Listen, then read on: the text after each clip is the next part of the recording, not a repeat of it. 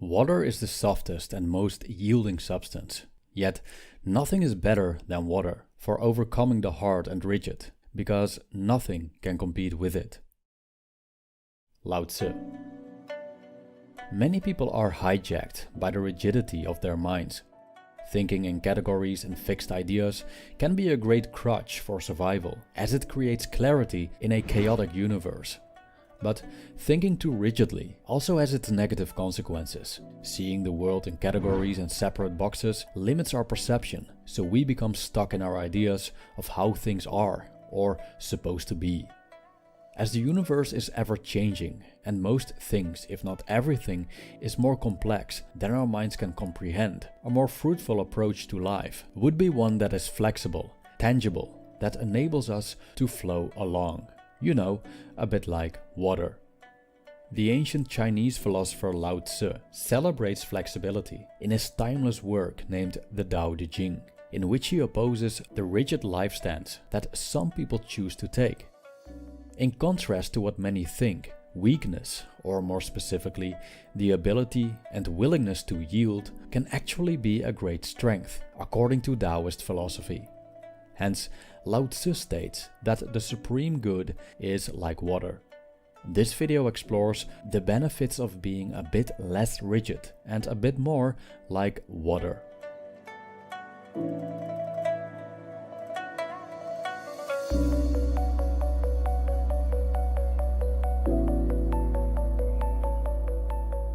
One thing that characterizes Taoist philosophy is a deference towards nature. The ways of nature are all-encompassing. The dance between opposites is the fundamental principle of how the universe works, which manifests as ongoing change. When we observe nature closely and through a Taoist lens, we can see two forces at work, yin and yang, or the feminine and the masculine. Yang consists of the more active elements of existence, like speed, restlessness, productivity, excitement, aggressiveness, being outgoing, but also hardness, dryness, and stiffness. Yin consists of the more passive elements, like silence, receptiveness, not reacting as opposed to reacting, and also softness and flexibility. Our culture celebrates the yang aspects of life. It's all about faster, bigger, more, better, standing your ground, defending your unchanging opinions, confronting and clashing with the enemy, altering rather than adapting. Yin aspects, on the other hand, are looked down upon. For example, being receptive to opposing opinions and being willing to change your views is often seen as weak.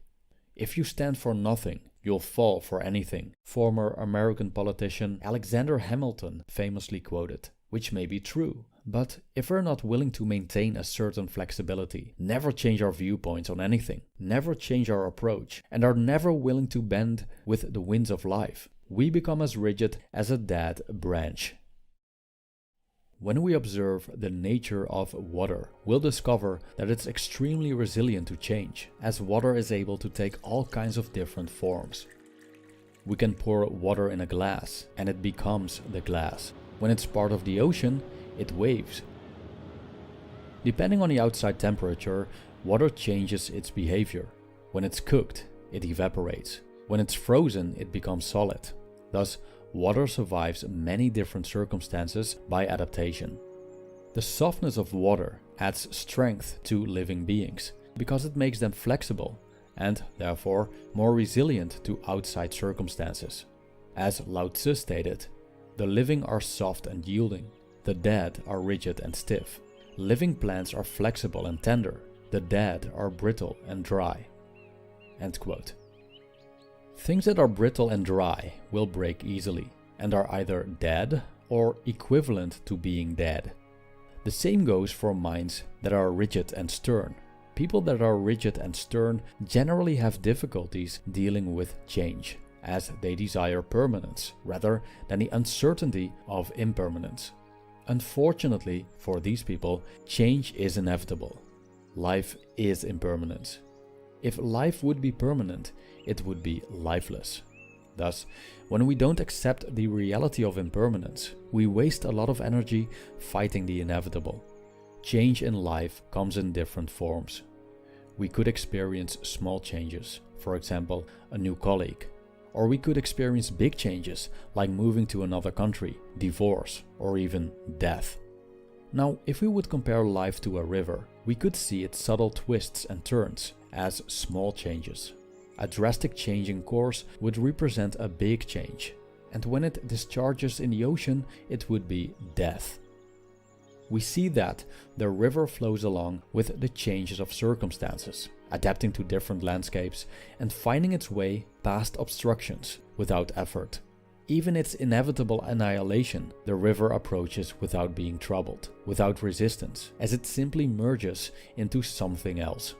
And thus, we live life in a continuous flow, finding our ways around everything that crosses our path, not resisting even the most drastic of changes, including death.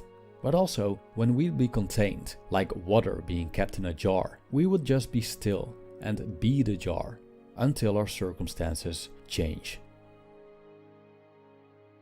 Lao Tzu argues in the Tao Te Ching that the soft overcomes the hard. He takes water as a metaphor for this assertion. Water is soft and flexible, but also has the power to erode the hardest materials like rock and metal. I quote, "Everyone knows that the soft and yielding overcomes the rigid and hard, but few can put this knowledge into practice." End quote. So, to be like water, we need to know how we can overcome the hard by being soft. First of all, Taoism is a philosophy about not forcing anything. In practice, we can see that using force is not only exhausting, it often doesn't get us anywhere. Now, this doesn't mean that we should never use force in certain situations, but in many cases, the soft approach is superior to using force when it comes to long-term results, as well as saving our energy and maintaining a tranquil mind. This mechanism is best explained through examples.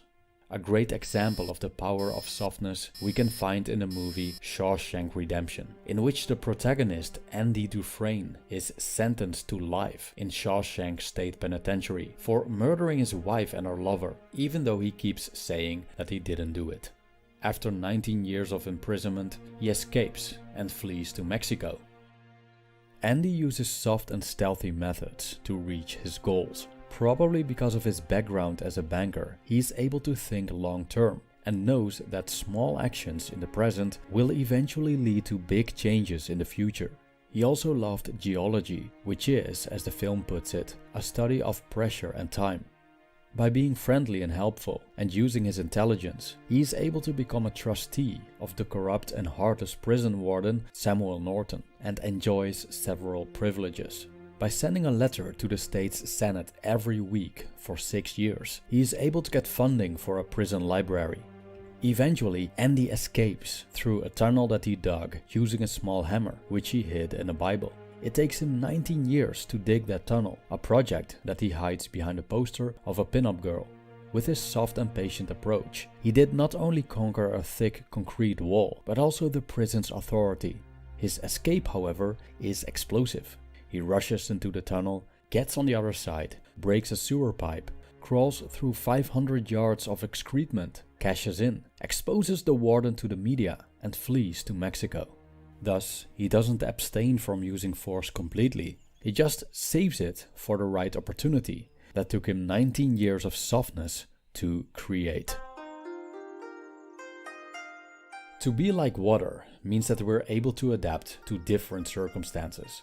Every situation has something positive to it. In still water, the dust can settle, so it becomes clear. Streaming water passes different places and sceneries and nurtures the things that it encounters. In the Yang society we live in, we only seem to value one part of human existence, which is the active part that revolves around achievement, speed, and success. We get educated, take on a lot of responsibility in regards to work and family, try to get rich and do it as quickly as possible, and judge each other as human doings rather than human beings. Being useless or stupid or ugly or poor is generally considered undesirable. But if we master the flexibility of finding the positive in the negative, we'll realize that these undesired characteristics have positive aspects to them. It's just a matter of perception. For example, being poor means less money and possessions to worry about, and being ugly means that we're less likely to end up in a string of abusive relationships, and that people like us for our personality instead of looks. In the Taoist work Zhuangzi, there's a story about a crooked tree, which was so deformed compared to the straight trees that lumberjacks labeled it useless, as it was unable to turn into usable wooden planks. Then Zhuangzi came along and stated that the tree is actually very suitable as a place to relax. Because the tree was seen as useless by the lumberjacks, it never got chopped down, so it became old and big, and people eventually turned it into a holy site. So the longevity of the tree was due to its uselessness. Being useless may not lead to a good reputation and will probably evoke shaming and blaming by our environment, but it also leads to less burdens, less pressure, and probably a much more relaxed life. Every cloud has a silver lining. Moreover, water always seeks the lower places and makes the best out of circumstances that no one wants to be in. Life is characterized by softness, and softness is strength. Soft things don't break easily, because they can bend and yield, unlike the brittle and rigid. Even the hardest of rock can be overcome by the gentleness of water and even the blowing of the wind. Hence, a famous actor, philosopher, and martial artist once said, "Don't get set into one form, adapt it and build your own, and let it grow." Be like water. Thank you for watching.